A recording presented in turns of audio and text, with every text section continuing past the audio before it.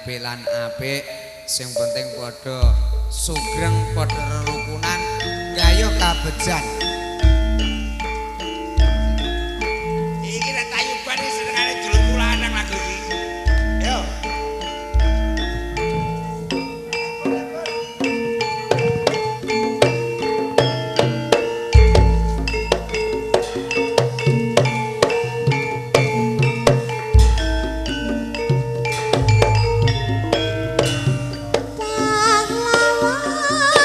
Pahlawan ronggulan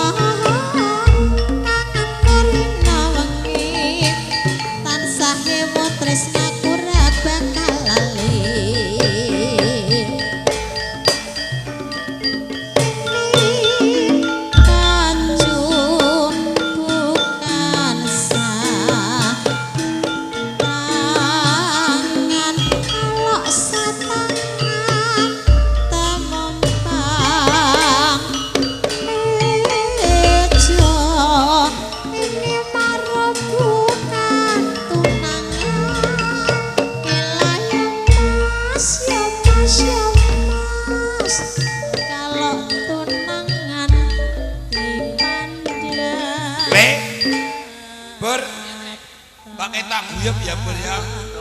Ya wong sak telune iki padha karo nggambarake kerukunan. Ngono ya.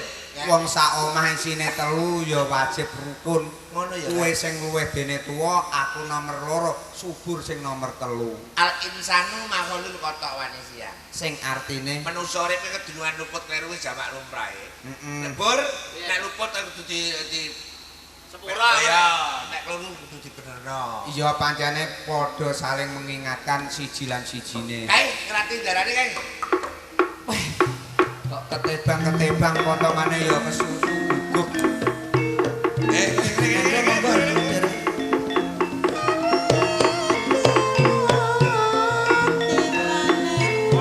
Bur. Ora ono celak-celuk. Adane kowe rak wong telu. Lah ki kok ijen ning kene. Lah kok ijen? Lah kowe ijen ning kene iki Maksude ijen iki napa? dhewean. Lah kancane Lah niki napa? endi? Lah niki tiyang kalih. Lho kuwi to. Lah niki kancane kula. Saka rumah sakno meja makan. Lah dalah. Nek kula meja makan pantes darah iki. Napa? Sampah. Gak WC umum. Oh, jenengane kok aneh. Kok ya ora sing ngono. Aku mbok iso nang umat sing kaya mangkene. Lah kok janur gunung kadingaren lho jenengan rawuh wonten rompok kula menika lho Gus. Sengaja aku ngampiri sampean sak katrine. Ngono nggih pripun? Mergo saiki aku wis nempuh kamulyan. Wis entuk gawean ning Kutha Raja Majapahit. Oh, dados jenengan sampun angsal pendamelan wonten ing Majapahit. Ah. Oh, yen kaya mangkono. Jago apa? Jago ngono ketek kok. Nggih, kula nggih matur suwun ndedonga marang Gusti sing Maha Kuwas. Jenengan sampun ciluk bah. Jenengan sampun angsal pendamelan teng mriku. Lah kersanipun kula sak kanca niki pripun? Sampean rak sing cedhak karo Utari, Inggih, karo Bintari. Bintari. Lah kersanipun? Ini ning omah rak bojoku. Nggih. Lah iki ana surat. Surat. Iki wenehno Bintari. Oh, ngaten. Aja pisan-pisan kok buka. Aja pisan-pisan kok waca yen ora Bintari dhewe sing maca. Niki termasuk rahasia lho, Nggih. Pewadhi nek, Pewadhi. Kang Bebek, kowe sing pernah tuwa. Aku iki kadang sing isih nom belum sak bloso. iki biasane pasang ora kene. Saiki uga Ayo wek seragam iki. Ayo. Nggih nek ati ngoten kula tak mriko mawon nyuni dipangestu panjenengan. Kula langsung mriko mawon. Bintari. Sing gedhe pangapurane Bintari, sing gedhe pangapurane Bintari.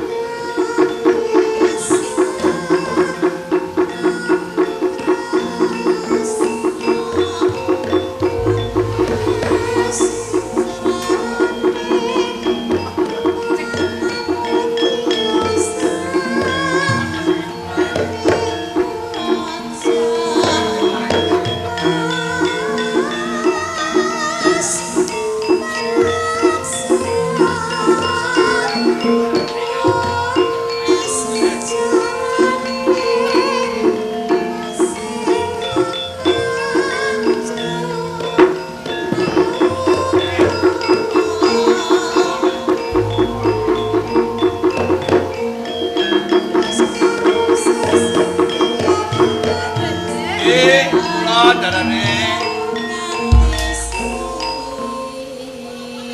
pripun? Kakang Utara iki lunga saka omah, pamite nyambut gawe rak ya wis suwi. Nggih. Ae nganti iki kok ya ora ono kabare. Mboten nate SMS. Babar pisan ra tau kok, Le. Dan nomor telepon mboten kadah jenengan. Ora duwe. Nggih. Wong nganti Utaraja kalih mriki kula ku yo aduh. Aduh saiki ora SMS ora telepon kenek wae kok. Iki jaman kuno ceritane, kumono HP. Urung. Dadi yo mau gethok tular ngono wae. Nek kono ning Kutaraja kono kuwi wis entuk gawean apa durung ya, Le? Lah niki rak kula mriki rak wonten perlune. Ono perlu. Nggih. Iki kalih bengek iki kalih subur iki pagi kula wonten alun-alun. Ya ta. Ketemu sapa? Anu Ndoro Kakung. Ketemu Kakang Utara. Nggih. Dek, Pak. Janur gunung wonten menapa kula ngaten. Iki tepakan petuk kowe aku. Aku pesen ya aku mau suwi ra mulih ngoten sanjange. Kok ora mbok jak bali to, Lek? Ya mbake mboten kula no. Lah, masa ajeng kula peksa mboten bocah cilik kok mboten peksa. Kowe yo dielingke yen Kakang Utara iki rak yo wis duwe bojo. Mboten ngertos. Jak bali wong suwe ra mulih. Malah ngeten lho, mboten nate kondur pripun, Ndara. Ora tahu kok, Bek. Mergo aku bisa pikir bingung. Aku iki kathok serat. Iki surat. Nggih. Duka niku serate mulai mboten ngertos kula mboten wani buka kula.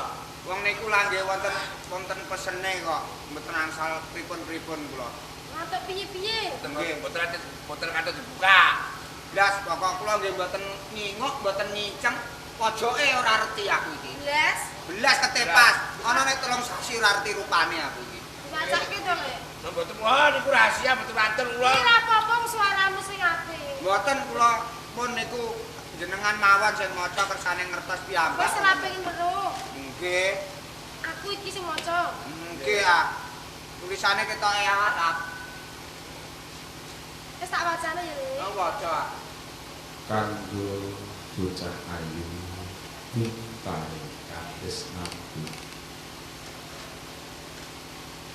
yen nalika semono aku cedhak kelawan siramu isine mung seneng lan seneng lunga saka omah mung aku kepengin nyukupi keluarga ben kaya tangga keparo merga saka pandongamu diparingi saiki aku wis entuk kamulyan urip ing Majapahit Wis entuk gawean, Lek.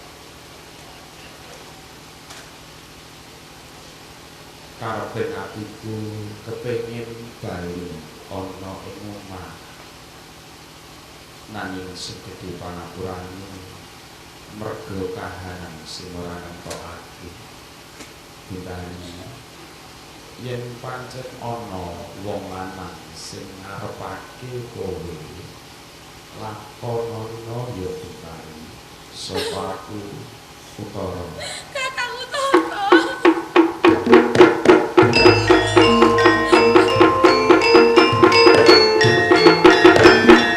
Lho wonten napa niki? Kakang Utara. Kepiye? Mah, kok nangis? Pripun iki pripun? Sebetulnya dhewe. Duh, lah jak ngene iki ya. Jenenge menungso asale ngono. Ora ngerti saiki wis ngene kok ya tegel-tegele lho ya. Biyen sak durunge lunga saka omah. Dheweke kondo yang nyambut gawe. Dan wis tak gawe bakal bali, Lek.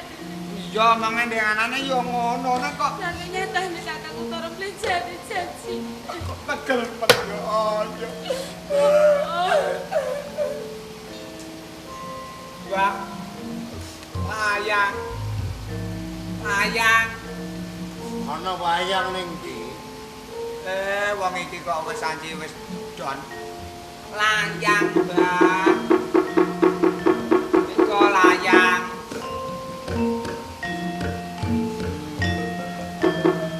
Iki le nangis. Ndi wong terang ngene kok gedeme. La ilaha illallah. Niki le, Mbah. Putrane jenengan pernah niki nangis perkara bantu layang niki untuk surat kabar saking mriku le ada tenggone Kutaraja dan niki dikirimke kula diwaca niki isine alah maneka warna Mbah kon kawin nangis Mbah Warna ndi? Suwarna kono lho RTM ora wong tuwa tak jomplang kowe ora tiku tak uncali geblok sisan niku wis tipis ngene nglarakno ati. Niki lek jenengan Hati-hati lho, catek macan kowe. lho niki fotone jenengan ndek nom niki. Rangkul-rangkulan karo Mbah Wedok. Pun niku lek jenengan takoni piyambak. Dene kowe nangis. Kakang Utara, Bopo. Utara kene. Untuk nomor. Kakang Utara nang Kutaraja ki wis kepenak entuk gawean Bopo. Wis kepenak entuk gawean ya syukur. Pujine dongane kulawarga kira ngono to. Lunga teka slamet ning kono entuk gawean mulih nggawa rejeki. Terus kowe dikirimi apa, Nduk? Kakang Utara ku kirim layang Bopo. Sing unine upama ana lanang sing karep karo aku dikongkon omah-omah maneh Bopo. Piye? Kowe dikongkon omah-omah nek.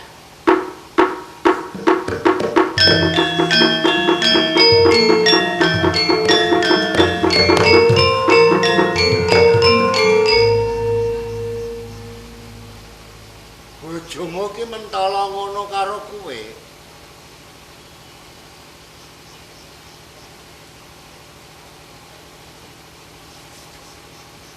Kucur aku kudu kepiye Bopo? Nek terus kowe pijer ning omah wae ora ketemu karo dhewekne.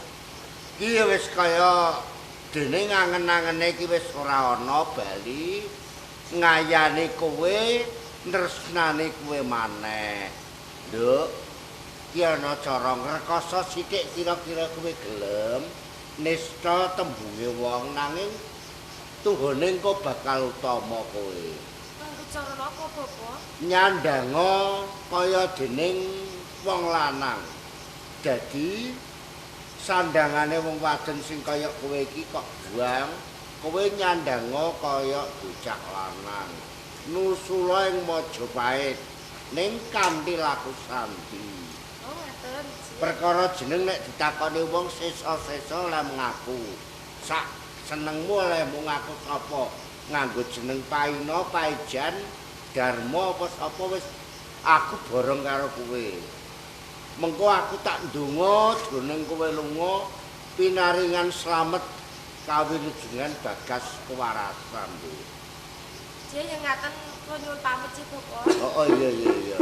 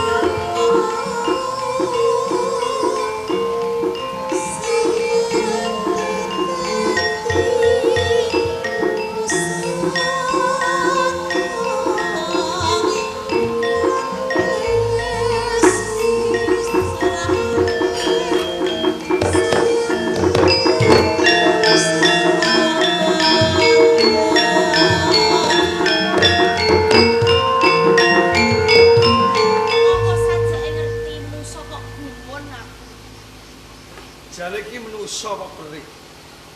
Engke nyawang ki aku menungso apa pring? Katone menungso ning sawise tak waspadae koyo berik utoji. Ya aku iki menungso kaya dene karo kowe. Dadi menungso. Iya. Nah, Tenan. golek iso. Aku ki arep golek sedulurku kok. Golek sedulurmu. Iya. Lah bojomu menyang ndi? Aku durung dadi bojo, aku isih prawan. Lah takonmu kok aneh iki lho ya. Takon kok ora entuk. Sih prawan. Iya. Padha. Padha apa? Aku sejogo. Wong aku kira takon Joko kok. Sik minggir aku tak bacetke mlakuku. Minggir yo minggir Kakang sapa jeneng? Kenapa? Aku yo ngerti lho. Piye? Aku yo padha wae gelem kok. Kok padha wae gelem iki ana ngopo? Lho aku yo lanang kok. Lah sing ngomongke nak banci iki sapa ya lanang guguk semono gedene. Sapa banci? Aku Tari, Ya. Sapa kok sok baleni kuwi? aku Senopati Sadeng Sarpa Jalik. Sarpa Jalik. Lah sejine beguguk ning pojokan kuwi. Aku Senopati Sadeng padha wae. Sarpa Ruyung. Sarpa Jaling, Sarpa Unyo. Heeh. Lah kok aku iki arep goleki dulurku, wis seke minggir. Ora usah nyegat nggonku goleki kelawan Minggir ya, bener. dulurku. Saiki apik-apikan. Apik-apikan piye? Kowe liwat kena ning tak tek. Lho. Kok gampang temen aku untuk liwat ke arep pek bojo. Ketemu wae Nek lagi ora gelem tak sepisan. tek bojo ora apa-apa. Ning aku wenehi sithik. Tembung kok wenehi sithik Arep liwat nang. Ya arep liwat mlaku apa liwat mabur? Ora sabar aku. Aku ae meneh. Yen ora gelem karo Kang Jarling aku ae. Oh ya, lha iki piye siji durung tak wenehi piwangsulan, jur sijine iki malah Saiki gelem apa ora? ora.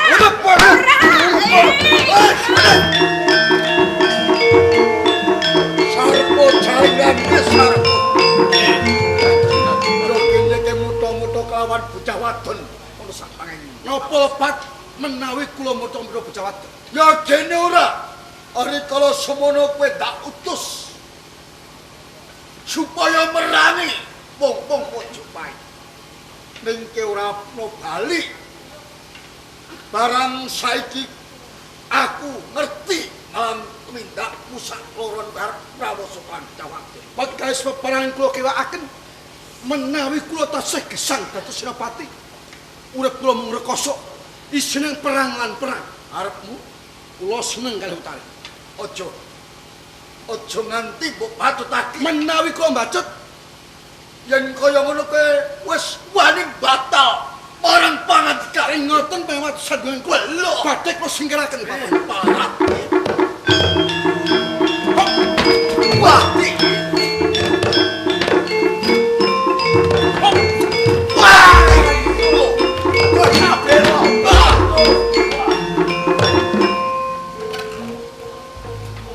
Kanjeng Pati.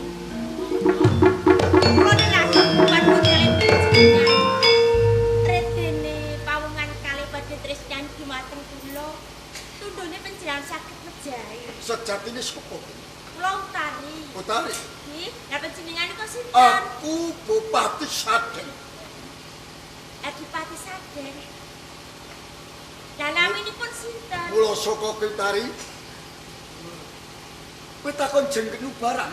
Lho medine metakon ya sampean tak wani ngerti jeneng kula, aku kudu ngerti wene jenenge sampeyan. Saiki ngene ya.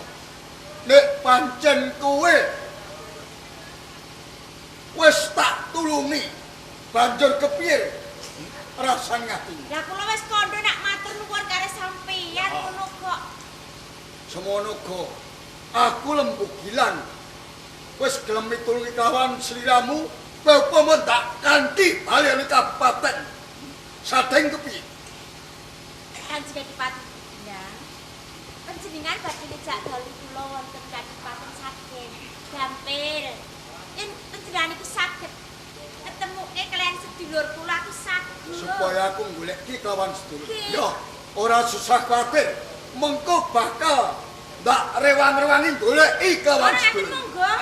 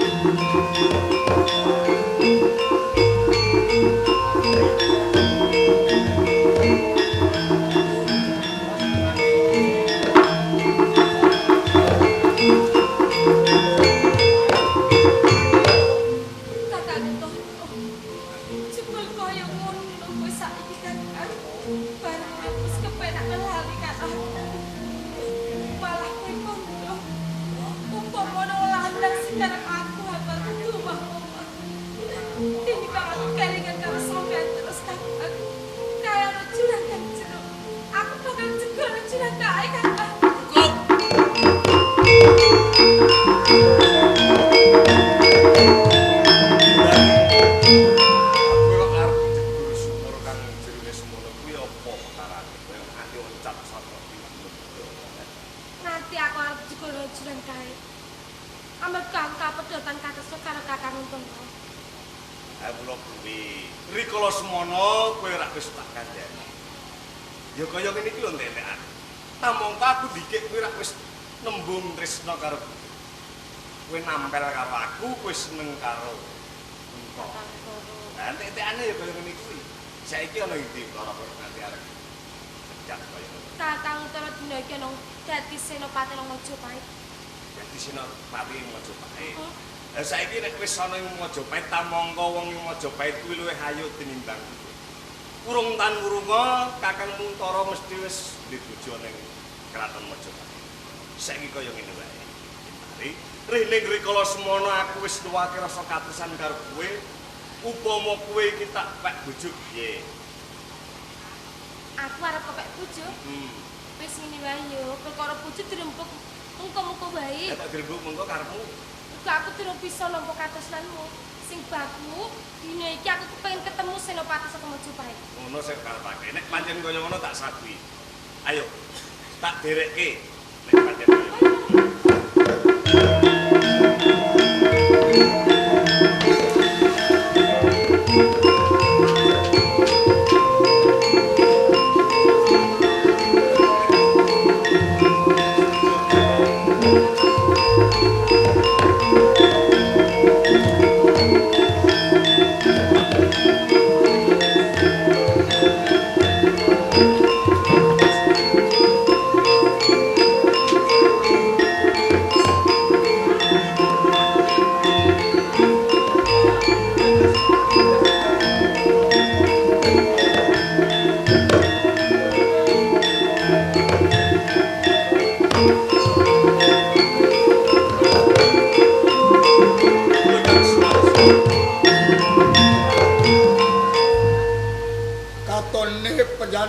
Pinanggih kelawan sliramu sakura.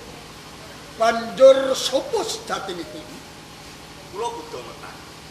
Buddha Mertani. Banjur pitaten iki. Kula pindah. Apamu? Menika calon bojo kula. Pancangakmu? Buddha Mertani. Iji kados. Banjur sliramu duwe karep apa nganti wani munggah? Ana ing Pendha Pagung saking iji sejatosipun kula badhe Swita dadi pados pedamelan. Golek gawean Swita. Apa ya sliramu ngerti pawitane wong Swita? Nggih, pawitanipun kula turbekti kalih Kanjeng Adipati. Bagus, Dongrani. Paswitanmu ndak tampa. Nanging dadekno gaweanmu. Iki dina sadeng antaraning Majapahit lagi perang kadhik. Sakwise sliramu ndak angkat minangka dadi prajurit ana ing sabda. Wong penjago pundhut supaya sliramu dadi senopati ing sabda. Panjenenganku mbutuhke kae papak prajurit saka ing Majapahit. Oh ngaten. Senajan amrot kados menapa kula saged yen pancen kaya gelis tindakke pun tabeng pangestu. Ayo.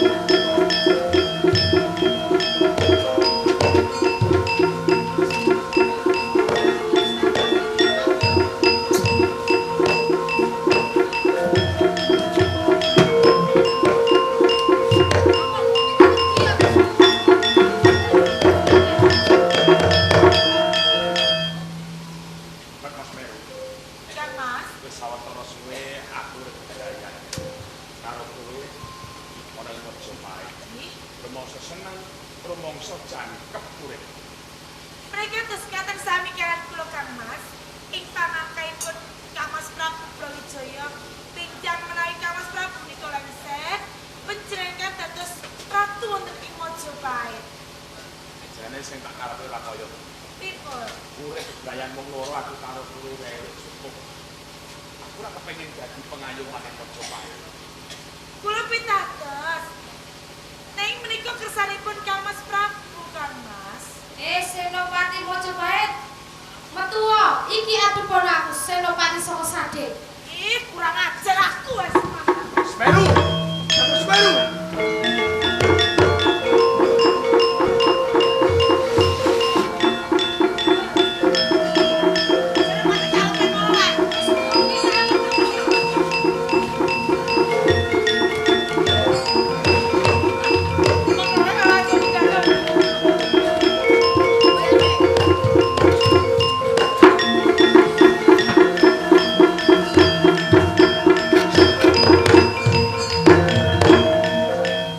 Senopati no ing Majapahit ki utara.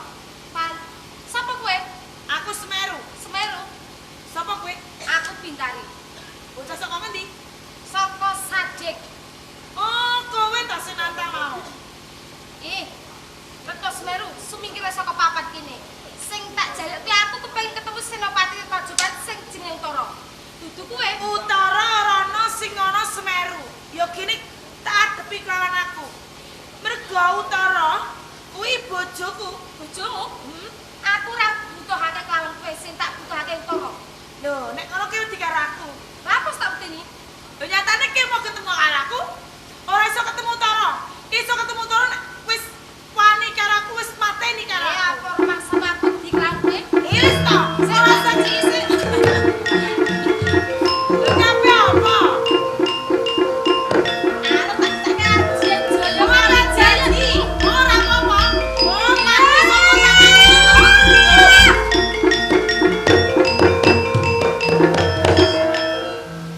Sopo sing dadi Senopati ini? Ade. Pintar. Bener kowe Senopati yang Sadek. Aku Senopati saka Sadek Bintari. Kok dadi Senopati yang Sadek? Sing mbok karepe Loro atiku. lara atimu. Sakwise iki kondo, kowe kirim melayang kelawan nek bebek. Sampeyan kondo yen ana wong lanang sing karep aku kudu omah maneh. Yo wadon sapa sing ora lara atine Kakang? Pancen kabeh mau tak karepe kaya ngono. Yen ana bocah lanang sing ngarepe kowe, lakonono ora apa-apa. Beto Semeru. Mangerten ngono. Aku ning desa kono bojone Kakang Utara. Terus? Mula dina iki aku jaluk patine Utara. Lah kok guyu? Iku bojomu lho. Layak. Ning pendopo agung. Didhawuhi, ditekoni nggih bojomu. Oleh menjawab kok bingung. Sampun lupreh sampun ki sampun ndek bojo kok sampun Joko. Aku temen sing bodho. Utara. Kuwi nek Majapahit ki nempel kamukten. Saumpama ora entuk aku mesti ke wae dadi wong kere. Nyatane aku sih. Wis ana paribasan bojo ki Mas Putung. Yen ora butuh kowe mesti kok tinggalke ora butuh kaya utane. Ora sudi aku dadi bojo. Semeru.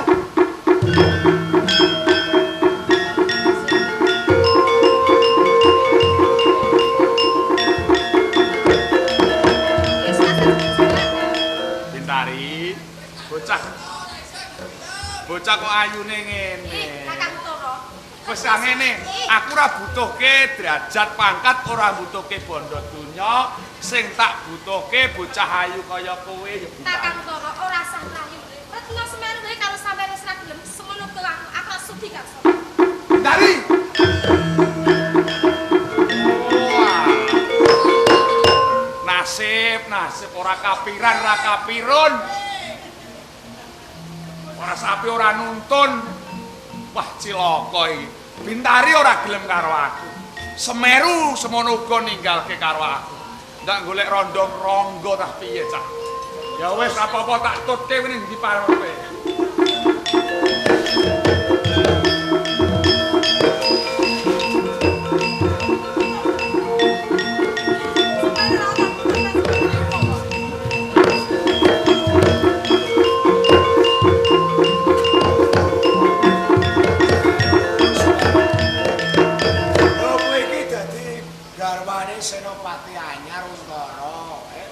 Majapahit bocahe bagus, ganteng, kaya kos wedhus, Lho kok kowe mosok kowe malah kowe iki keluyuran nang alas iki ngopo, Jebulane iki ora genah kok Kakang di bojo saka desa kuwi.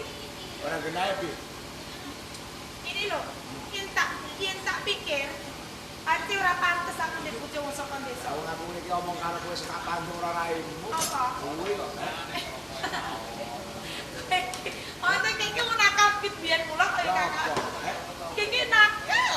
Genit tenan kok. Lah wong biyen nyatane kowe tak senengi ya ora gelem, tak pek bojo ya ora gelem, Ini Kakang. Iya, sayang. Pancen getun iki tiba mburi. Wis ta iki. Ora aku wedhus bar kepengin kok. Barene bojone wedhus. Ora elek wedhus iku ning dinggone ana kok. Piye? Ini lho Kakang. Saiki sampe sesuk karo aku ora? Jane ya ora pati seneng aku. Ah, Kakang. Lah wis sisane untara kok, Sisa nek kurang piye-piye kok Kakang iso hari sini lho. Wis asli. Bisa. Lah terus Aku gelem dadi bojomu. Wah. Ning aku jaluk patine utara. delok pater utara. Iya. Ora delok pater wedhus. Oh. Aku yo patine utara. Wong lanang sing kaya aku iki wong lanang sing tanggung jawab karo kowe. Lho. Ora Nek ana bakal sing nyori ora percaya. upamane aku iki tanggung jawab karo wedok rungone dene-dene ora bakal kerasan. Nyang Kalimantan yo ora kerasan. Piye? Ala ora rasa muga kebulet wedokan ya, Kang. Ah mulane kowe mulane aku mau wedokan. Duwe ae yo. Wis bae. Kowe njaluk paten utara tenan. Iya. Nak kowe njaluk paten utara goleki. Nek ndi tak patenane yo. Ayo. Oke ayo.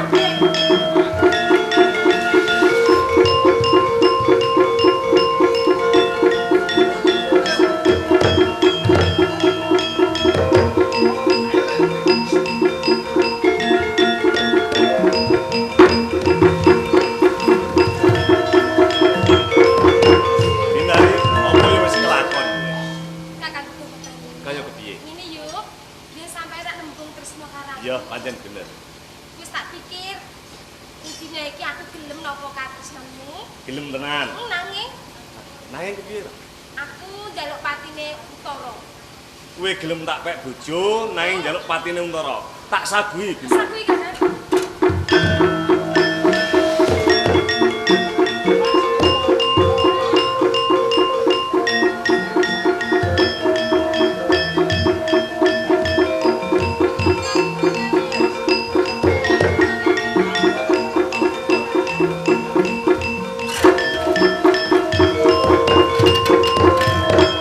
Bintari, Apa? aku bojomu. Bojo. Bojoku lak piye? Sing saiki. Lho kuwi kudu mertani. Udah mertani gini ya, nek udah mertani. Saya sono gandeng-gandeng. Semeru. Malah Semeru patakan kok Semeru. Kowe senopati di bojo mune-mune isih Joko. Kiki mas sedina kok ngamuk wae ki darah tinggi Lah apa piye? wong senopati duwe bojo ngaku Joko, Nganti kowe Wong nang sing karo aku wong sing Joko ora anu yo. Wong dadi bojone perang-perang taun pangkat ora mundak lho. Sabar. Perkara nulungi kowe mundak. Sabar. Bayarane dundake 50, aku mati loro 30. Terus Semeru. Aku bojomu lho, Senopati nomor 1. Iki bojomu apa ora? Ora. Ora. Wis ta ora. Lho ke Senopati nomor 2 lho. Lho nomor loro sementing aku di bojo para senopati ora dadi ora apa-apa sementing di bojo ayu, Nggih. Bintari, Apa sih? ora kelingan karo aku babar pisan. Aku entara bojomu ya, Nduk. Bojo. Sing dadi bojomu kuwi sapa? Yo. Bojoku kuwi kakangku Domertani. Ayo kok bocah soron ini saya. Ya dalan. Lah iki padha ora gelem ngakoni Bocah aku. soron ini bocah prengori.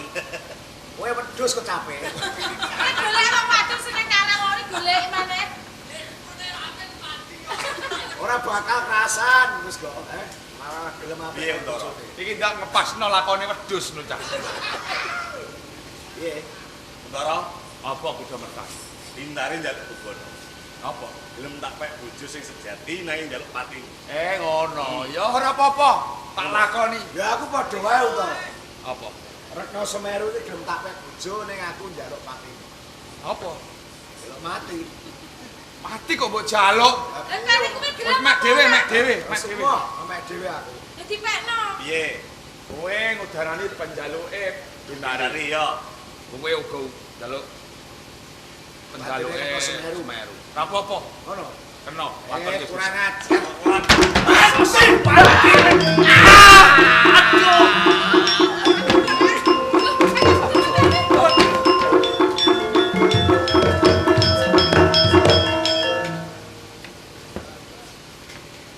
Sual cekarat diramut rondo kawak dirubung semut ngrembyok semut temrado.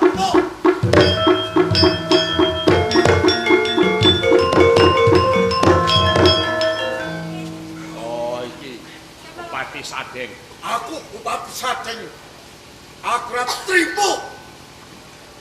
Senopati Sadeng mati saka taman. Yen kowe ora kira ngarep ngopo. Ayo tanding lawan. Maju Gila. aku gendan Eh! sira.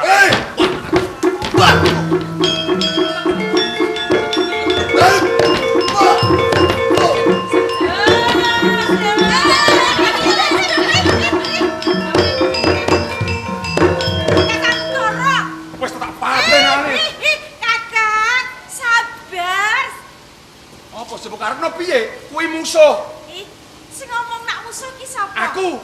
Ira musuhmu. Iya. Nak kowe iki mateni Hadipati Sadeng.